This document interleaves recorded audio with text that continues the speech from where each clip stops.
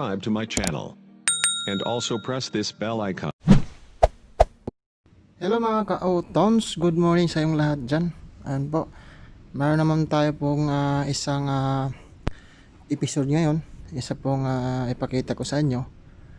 Ito po ay kung paano mag-wiring ng basic electrical ng mga extra light ng mga sasakyan nyo o motor. Ito ay pwede sa motor, pwede sa sasakyan mga ka-outons. Ayan po, ito po yung mga gagamitin natin na mga parts mga ka-outons. Yan po, ang unahin natin mga ka-outons ay itong ng extra na wire. Yan po, ito po yung switch nya. Yan siya.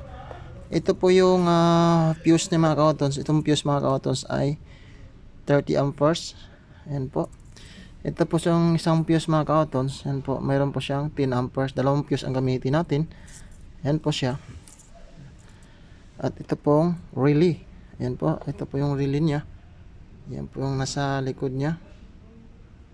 Ayan po.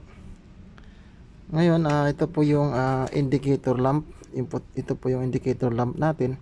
Maglagay rin tayo ng indicator lamp para madali natin ma-identify yung sira ng wiring natin once na magka-trouble. Ayan po.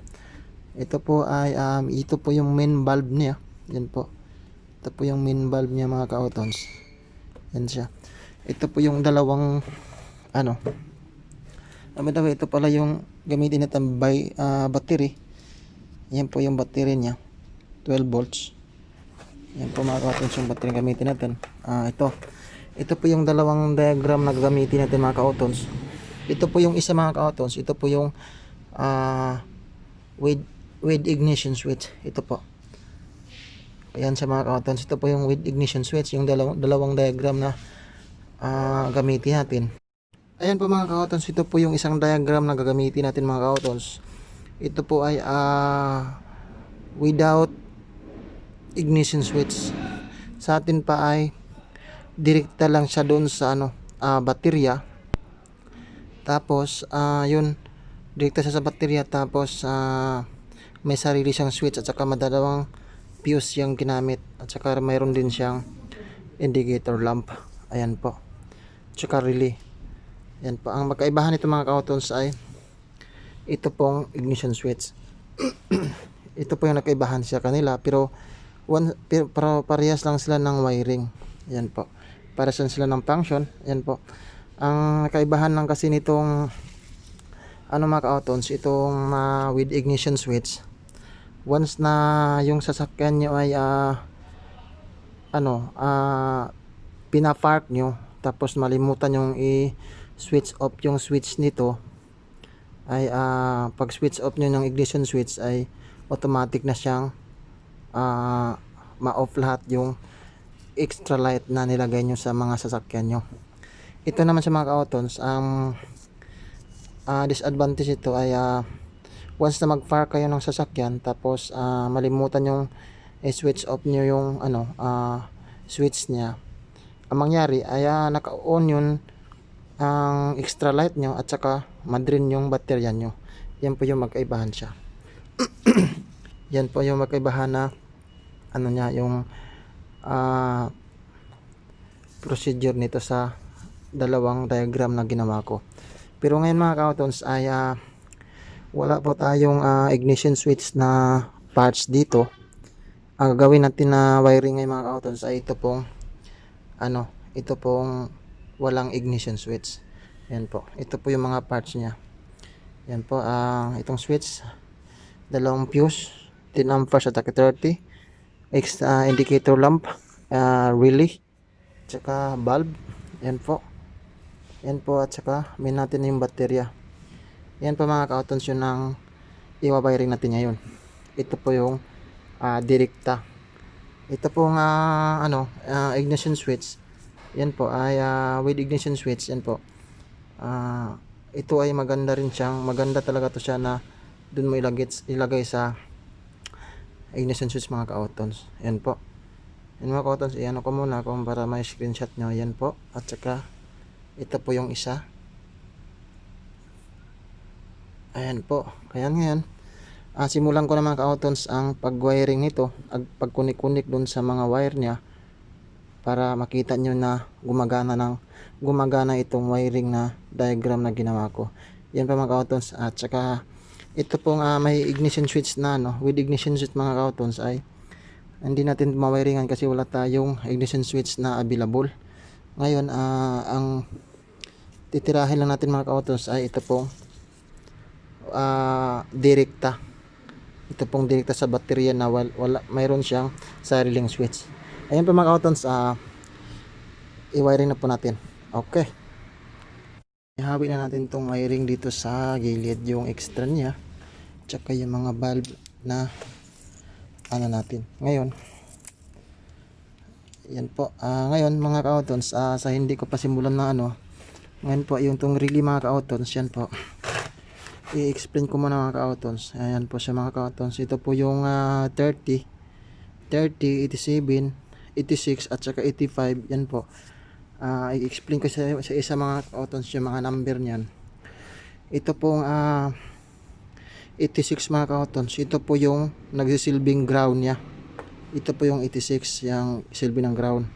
Ito po yung 85. Ito po yung positive na dumaan sa mga switch, mga fuse. Yan po. Ito po yung 30.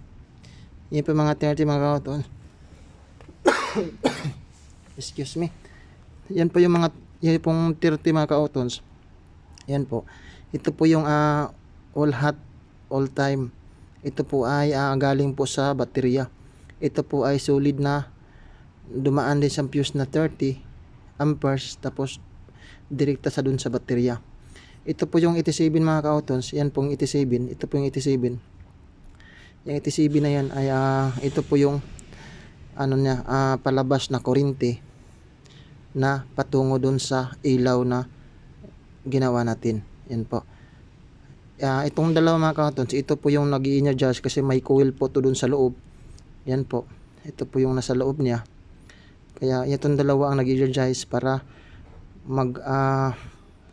mag-connect po to, mag-switch sync po tong dalawang linya na ito doon sa loob niya. Ito po yung diagram niya mga ka-outons. Ayan po. Yan po 86 and 85. Ito po yung 30 at saka 87. Yan po, ito po yung switch sync niya. Ito po yung switch na doon sa loob ng relay. Ito po yung coil niya. Ito po yung mag-i-energize once na lagyan na po ng negative positive at saka hihilain na niya yung tawag niyan yung contact point dun sa loob para mag-connect silang dalawa yung 30 at saka 87. Ayan po. Yan mga ka-outons. Yan po, simulan ko na yung pag-wiring. Okay. Ayan po mga ka-outons. Ang unahin natin na i-wiring mga ka-outons o idugtong mga ka-outons, ito pong switch at saka yung fuse. Yan po. Isa-isahin natin mga ka-outons para maano nyo. Itong switch at saka fuse. Ngayon kukunin natin yung switch at saka fuse. Yan po. Ito po yung switch natin. Ayan po. Ito po yung fuse natin na 10 amperes. Yan po. Ito po yung 10 amperes na fuse natin. Yan po. Idugtong natin yan mga ka-outons.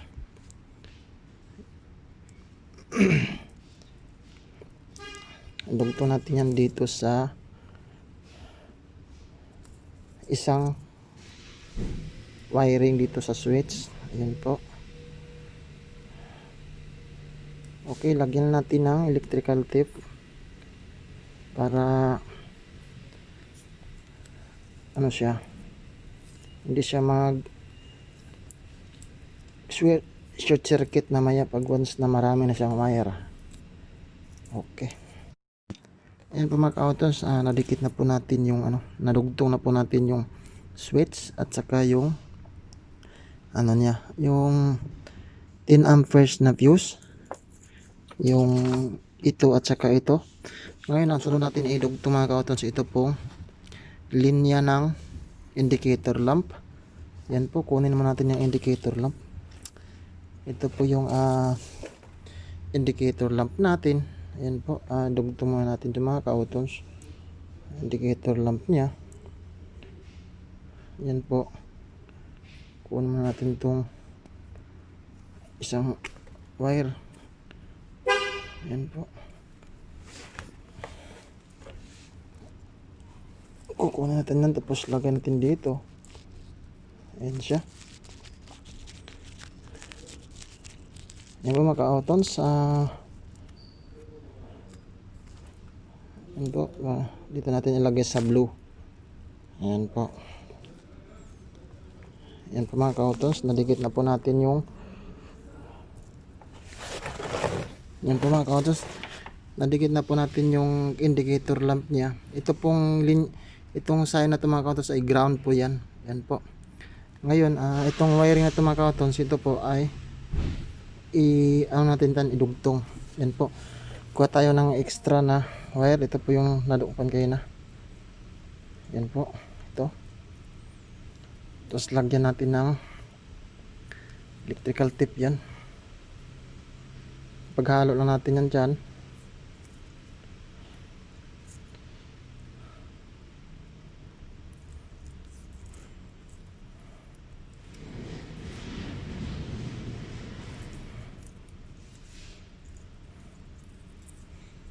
Okay po, ayan na siya. Ito na ang dalawang fuse niya. Tapos yung indicator lamp.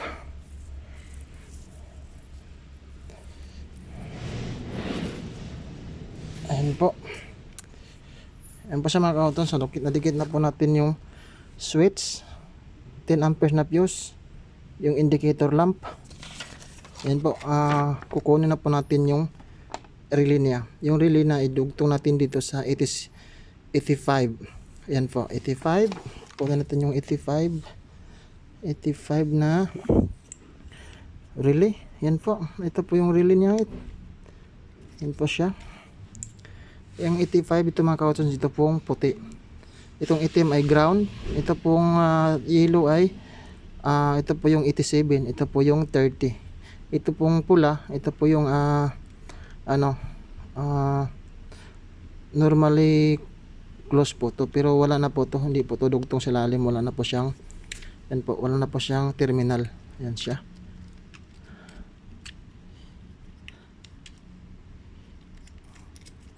Yan po, ito po yung idugtong natin dito sa itong linyang ito. Ayan po, ito natin idugtong sa puti. Yan po, dito natin idugtong sa puti niya. Diyan natin idugtong. Okay. Lagyan natin ng electrical tape kasi positive yan. Delikado pag didikit yan sa mga ground. Yan po. Yan na po siya ang wiring natin sa wiring natin sa siya. Yan po. Switch, 10 amperes fuse, indicator lamp at saka yung relay. Yan po siya. Ngayon punta na muna tayo sa ito po, sunod na idugtong ito pong fuse na 30 amperes fuse. Yan po, dito siya dugtong patungo dun sa 30. Yan po, ito po yung 30 amperes natin na fuse. Yan po siya. Ayan po yung 30 amperes natin na fuse. Ngayon ay ilagay po natin sa 30 na circuit ng terminal post ng relay. Yan po. Ito po yung blue ang terminal post na 30 sa relay. Ito po siya. Yan po. Lagyan natin. Tapos lagyan natin ng thief.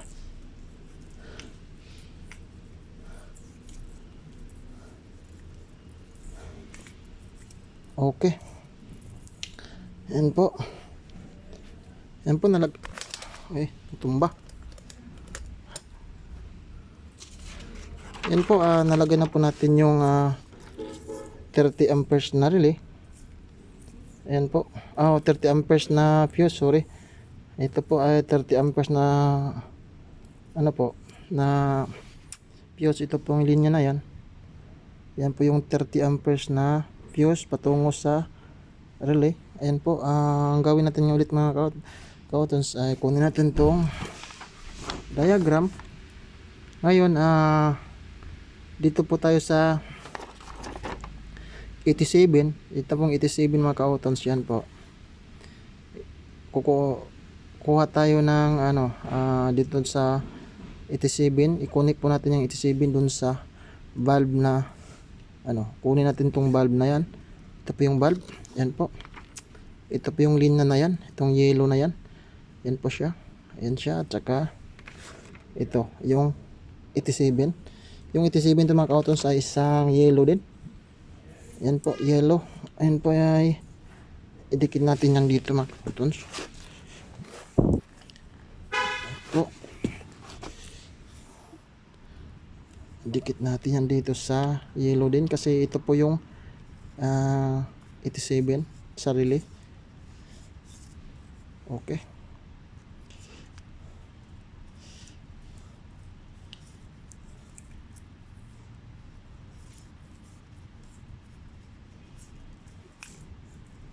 Ayan. Ayan po. Ayan po sa mga kautons. Yan po yung linya ng valve natin na linyang valve natin na wiringan po. Yan po. Nadikit na po natin yung ito po yung switch, ito pong switch, itong 10 amperes na fuse, ito po yung 10 amperes na fuse, ito indicator lamp, ito po yung indicator lamp natin, tapos yung relay na linya na yan, ito po yung linya na yan, yung puti, tapos ito pong 30, ito po yung fuse na 30 amperes patungo doon sa 30 na number sa terminal post ng relay. Tapos ito pong 87, yan po, itong 87, ito po yung 87 natin, yan po, ito po yung 87 natin, yan po siya, ito yung 87 patungo doon sa valve. Ayan siya. Ayan mga kautons, ang kulang natin ngayon ay isang ground. Yan po, ito po yung 86, yan po 86, yung 86 na yan ay ground. Yan po, ito po ay ground nya, at saka sa valve nya ay ground din. Ito po ground, at saka yung sa indicator lamp ay ground din. Yan po. Yan po sa ngayon, kuha tayo ng extra na wire. Yan po para madugtong natin tong ground nya. Okay, dugtong ko muna yung ground.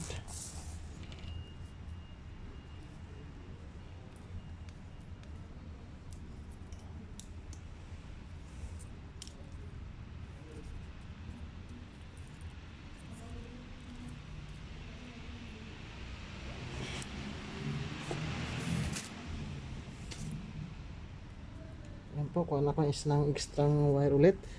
Tapos inikot ko dito. Ayan siya. Yan po. Lagyan po natin ng electrical tape yan.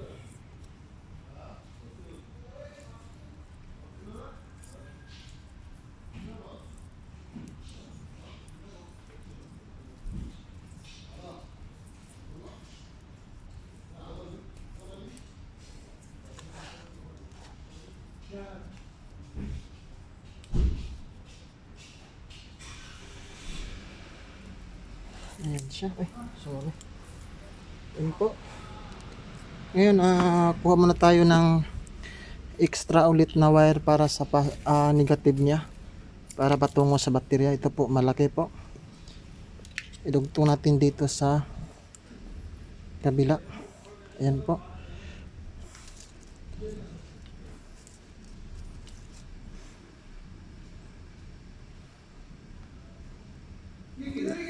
Lagyan natin ng electrical tape.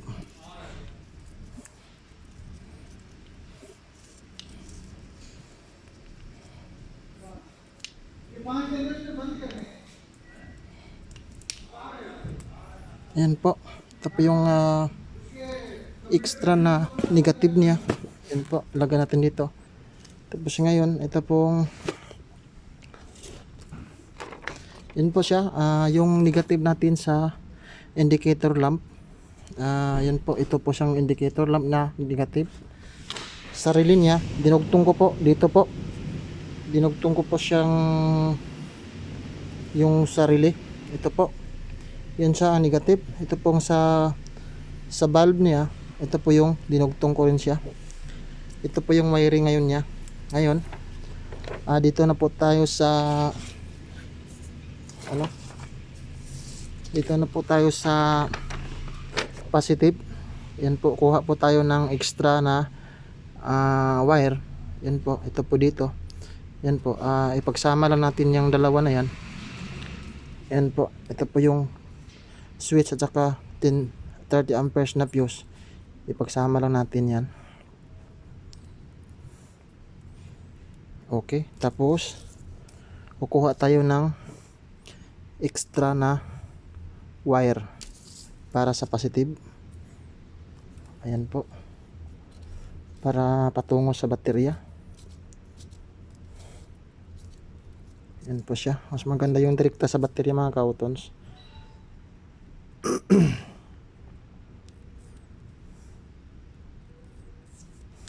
Yan po, lagyan natin ng electrical tape.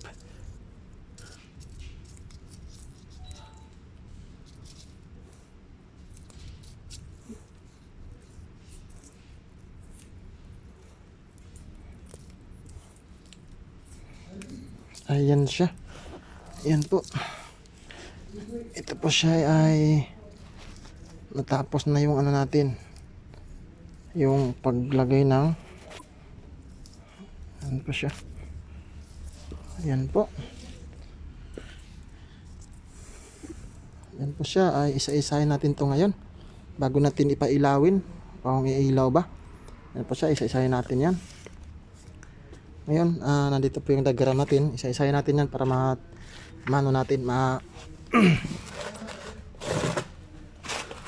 maunawaan natin yan. Yan po. Ito pong switch niya mga kautons, yan po ay nandito po siyang switch. Yan po. Ito siyang 10 amperes na fuse. Ito po yung 10 amperes na fuse niya. Yan po. Tapos yung indicator lamp. Ito po yung indicator lamp. Itong wiring niya. Ito po yung wiring niya dito sa 85. Yan po.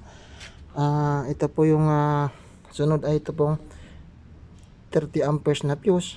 Ito po yung 30 amperes na fuse mga kautons. Patungo doon sa terminal ng relay na ginamit natin na 30 na doon sa terminal fuse. Yan po. Dito tayo ulit sa 87. Yan po yung 87. Yan po yung 87. Ito po yung yellow. Yan po yung yellow. Kinabit natin dito sa patungo dun sa load niya. Yan po. Ito po yung load. Ayan po. At saka ito po yung 86. Ito po yung ground. Ito po yung ground ng valve at saka yung indicator. Ito po yung ground ng indicator lamp natin patungo dun sa 86 ng relay patungo dito sa valve natin dito sa load. Ayan po. Ngayon ang gawin natin ay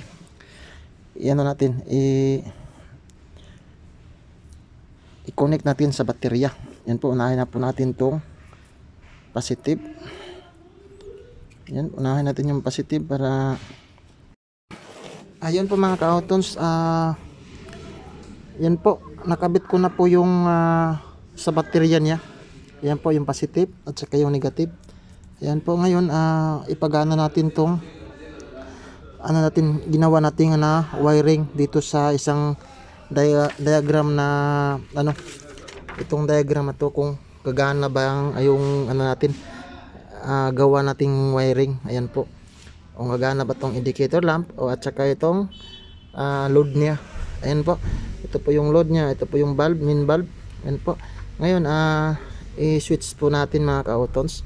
Ito po yung switch niya. Ayan po. Ayan po mga kautons, gumana po siya. Sa atin pa successful po yung natin yan. Yung wiring natin. Ayan po. Ngayon mga kautons, ay ituturo ko sa inyo mga kautons, ipakita ko sa inyo kung itong wiring na ito mga kautons ay madali lang ninyo ma-troubleshoot o malaman ang sira kung mayroon siyang may problema. Ayan po, halimbawa mga ka-autons, ayan po, ayan po, i-switch natin. Okay, gumana siya. Ito mga ka-autons, once na magka-problema ito mga ka-autons ay halimbawa mga ka-autons, ito pong lead niya, ito mga ka-autons, ito pong load. Ayan po, itong load mga ka-autons ay hindi umilaw. Ayan po, malalaman po natin sa indicator lamp. Kasi halimbawa mga ka-autons, ayan po, itong fuse mga ka-autons ay tanggalin natin mga ka-autons. Ilagay natin dyan na naputol yung fuse. Ayan po, naputol yung fuse. Ngayon i-switch on natin. Ayan po, ito pong load natin, yung main valve na ano natin, sinuplayan ng kuryente po, ay hindi umilaw. Kasi ito pong main fuse niya mga ka-autons, ito pong 30 amperes niya ay dito lang banda ang may problema, ito pong fuse. Yan po, minsan naputol yung fuse mga ka-autons sa minsan nag short circuit yung nyo, yung positive nyo sa body ground, kaya yun po ay naputol yung fuse, kaya dito lang siya na apektahan banda. Ayan po, yan siya ang problema. Kasi yan po mga ka-autons, kasi malalaman natin mga ka-autons, kasi itong indicator lamp ay gumana sa atin yung linya ng banda ng indicator lamp. Itong banda sa switching niya ay okay, wala siyang problema. Ang problema niya, ito pong supply ng 30 doon sa terminal ng relay na 30. Yan po, yan po siya mga ka-autons. Ngayon ibalik natin to mga ka-autons. Ibigay ko man sa inyo mga ka-autons yung isa pong problema na kung matrouble tong ganitong sitwasyon na wiring. Ayan po, ibalik ko muna yung fuse. Okay, off natin. Okay, ayan mga ka-autons, ito po isa po ay kung dito po mga ka-autons, pag ito ay yung 10 amperes niya maputol mga ka-autons, maputol yung fuse niya, halimbawa ay bunutin natin to. Ayan po, binunot natin yan. Halimbawa putol yan, putol yung fuse, binunot natin. Ayan po, i-switch natin yan. Hindi gumagana lang buong indicator lamp at saka yung load na ginawa natin, kasi wala na siya pong switching dun sa relay, at saka hindi na po nagki-click, wala na po siyang pang energize dun sa coil niya, kaya hindi siya maka switching yung 30 at saka yung 87.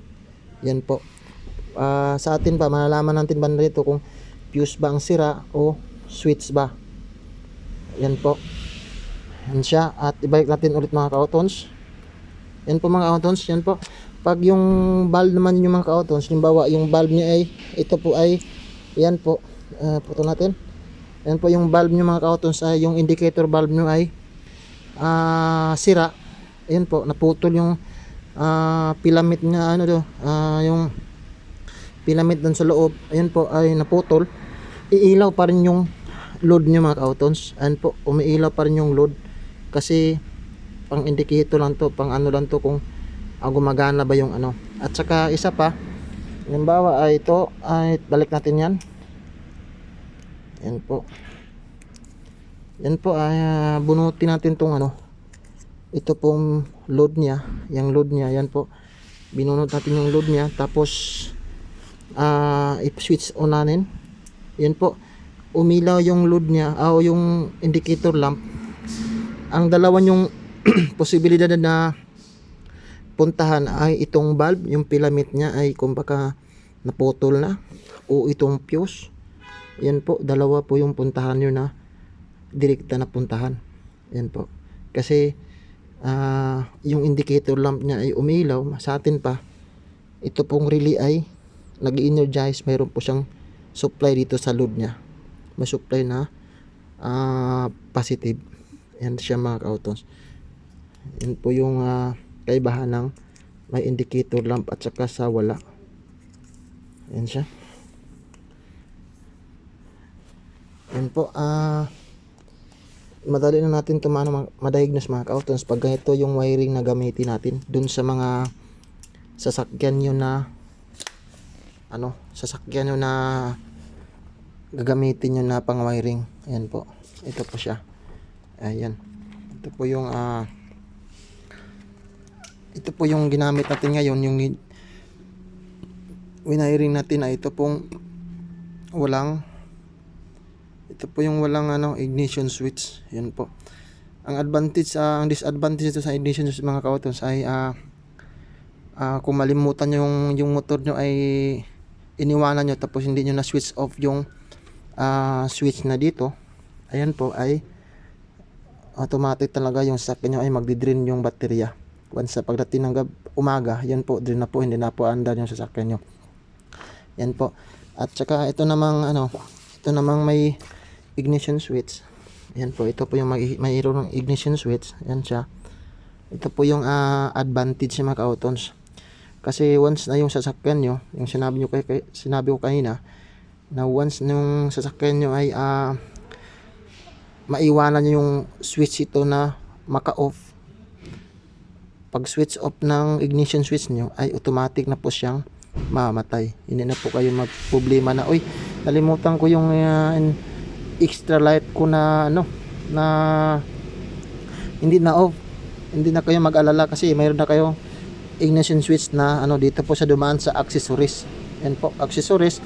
Once na pag switch on nyo yan, automatic yan, mayroon na pong dadaloy na kuryente dyan.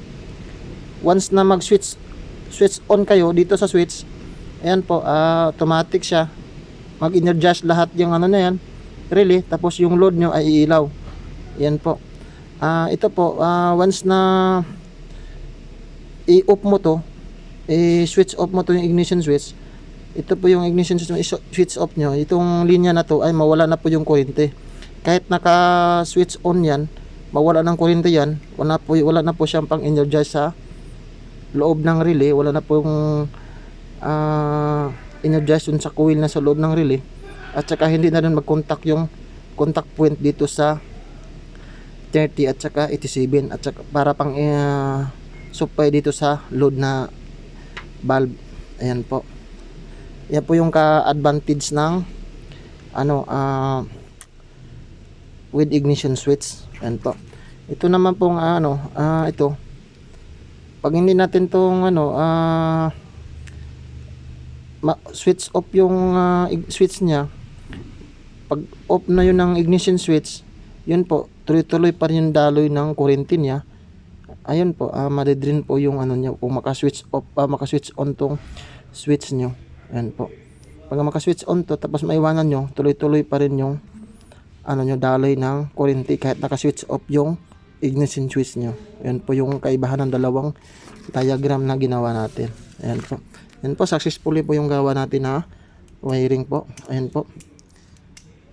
Ayan po, gumagana sa lahat. Ayan po, mayroon siyang mayroong indicator lang at saka yung load niya, yung saka maganda talaga to na pang wiring sa sasakyan nyo. Ito po yung indicator lamp mga ka-autons. Ito po, optional lang to mga ka-autons, kung depende sa inyo kung lagyan o hindi. Yan po. Pero itong dalawang fuse mga ka-autons, yun to po, maganda talaga mga ka-autons. Yung dalawang fuse na nilagay natin ay nakalagay yan dyan, kasi para safety na safety yung wiring natin, iwas sa mga sunog, masunog yung pag iwas sa mga short circuit, kasi once na madikit yung positive live yan nun sa linya na yung positive circuit dun sa body ng sasakyan nyo, o magasgasan yan dyan, automatic siya, ito po yung mapuputol yung fuse.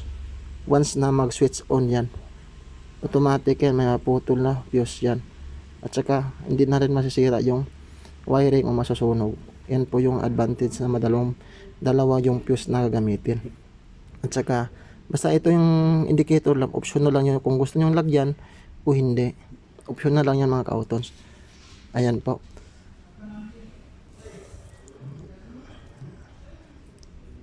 Ayan po, gumagana siya, maganda. Successfully po yung gawa na diagram po. Ayan po, successfully po yung gawa na diagram na ayan po siya. Ito po siyang ayan, yung directa. Ito po yung with ignition switch. Ayan po, tingnan nyo mga ka-autons, kung gusto nyo i-screenshot. Ayan po. At saka ito po yung isa. Ayan, okay. Ayan mga accountants. Ayan po, mayroon na naman akong na ano sa inyo. Mayroon na naman akong nabahagi sa inyo ng konting kaalaman kung paano mag-wiring ng basic electrical dito sa isang sasakyan. Yan po. Sa isang sasakyan nyo o motor, kung paano mag-wiring ng madali lang matrubol. Ayan po, nababahagi ko na naman sa inyo. Ayan po siya. Sana nagustuhan nyo itong video nito mga ka-autons sa ginawa ko ngayon. At saka kung nagustuhan nyo, ay ayun po, ay paki-click, paki-like and share na po. Ayan po kung nagustuhan nyo.